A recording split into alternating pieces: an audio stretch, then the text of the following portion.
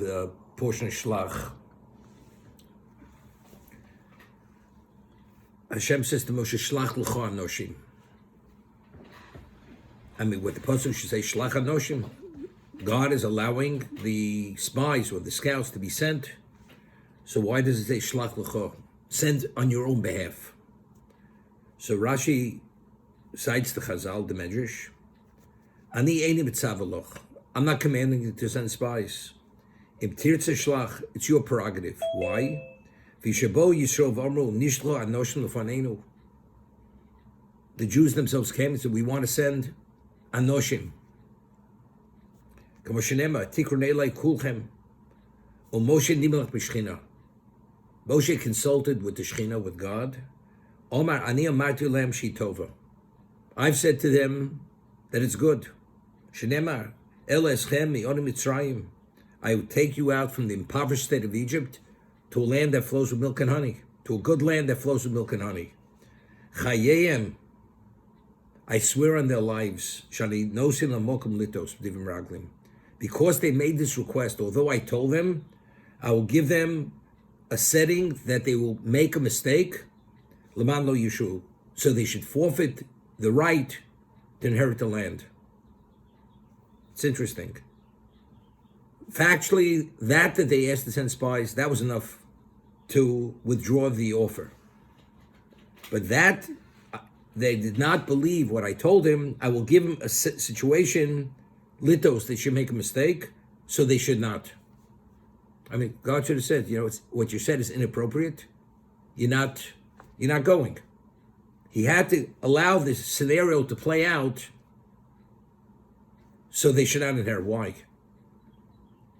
Factually, it was Chil Hashem. Let's say he would have said to them, you're not going in because your question isn't appropriate. We find Avram Avinu, when he said, B'moed akir rishena. When God says, the land will be yours, you're going to have children, he says, but how do I know I'm going to inherit the land? Hashem says, the question is inappropriate. I didn't say the land was contingent on any precondition. That you asked the question was a lack of trust. Your children will be strangers in land that's not theirs. They'll be enslaved. They'll be afflicted so many years. And that's one of the reasons given the Gemara why we had Sheba Mitzrayim. We went to Egypt for that reason. A lack of faith. So here, that you asked the question, lack of faith, you're not going in. But here, he had to allow it to play out, to create a setting that they will make that very grave mistake, which was Chil Hashem, so they should not inherit. Why? What's the reason? We find by Kabbalah Torah, before Hashem offered us the Torah, he offered it to all the nations of the world. Every nation turned it down, except us. But why do you even have to offer it? God knew they were going to turn it down. Why do you have to offer it? So the Maral explains, because if he wouldn't have offered it, he just offered it to us, what would the nations of the world said? What would have they said? Why don't you offer it? Hashem says, I offered it, you turned it down, each for your own reason. So the reason why it was offered is only they shouldn't come back later and say, you're playing favorites. You didn't offer it to us. In fact, the Gemara says at the end of time, they're still going to come with that claim. Why do you put them out over their heads? Why don't you put them out in our heads? You should have forced us to accept it.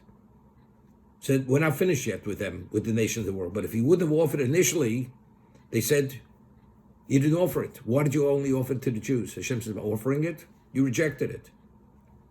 Same thing here.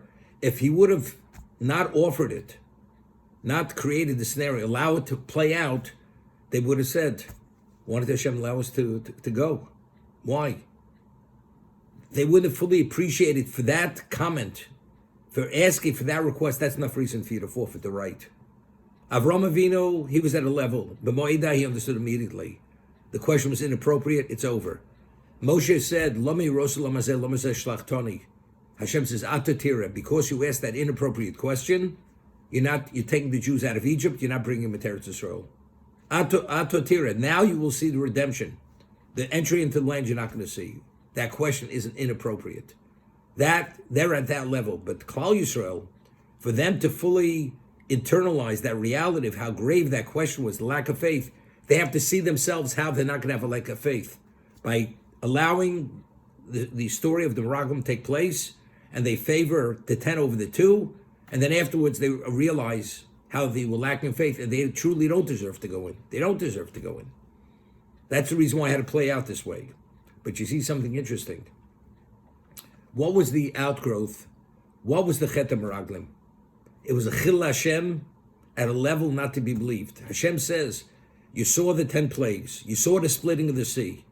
And now you tell me, and you see all that I've done for you, that I'm taking you into the land to destroy you, to kill you. Eretz Ochel Yoshver. God's not interested in us. He wants to just destroy us.